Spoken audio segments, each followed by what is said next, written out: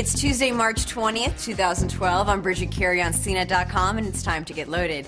Each Apple device seems to break a record when it comes out, and last week's new iPad launch is no exception. Apple reported it sold 3 million new iPads this past weekend after launching in more than a dozen countries. That's the biggest iPad launch weekend yet, and that number does not even include pre-orders. To date, Apple has sold more than 58 million iPads since the first iPad launched in 2010.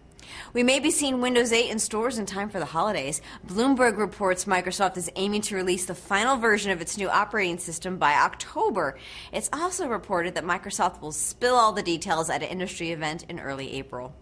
It's possible the highly popular video game Mass Effect 3 could get a new ending after hordes of fans have been expressing their outrage over how the trilogy concludes. There's a Facebook page and a Twitter feed, both in protest over how the war with the Reapers is resolved. There's even a petition drive that raised $50,000 for the charity Child's Play just to get the attention of BioWare, the makers of the game, and have them release a new ending. One player even filed a false advertising complaint with the Federal Trade Commission, stating that the game didn't live up to what was promoted. On the Mass Effect Facebook page, BioWare stated that it's actively and seriously taking all player feedback into consideration, but it hasn't made a decision yet if it will make a new ending.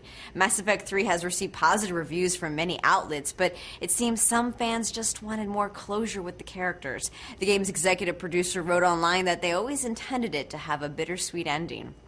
More app programmers are saying it's more important to create a mobile-friendly website with HTML5 than to create an Android app, according to a new survey. Programmers continue to say that they're very interested in creating apps for Apple's iOS devices, but less are putting Android apps high on that priority list. It's because there's so much fragmentation between different Android devices that developers say it's a bigger priority just to get a nice-looking mobile website that can work on more devices than to have an app just for the Android marketplace.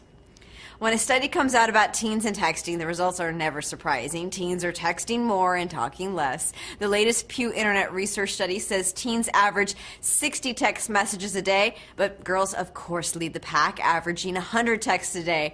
Only 6% use email. And landline phone use also plummeted. Only 14% make calls daily on a landline phone.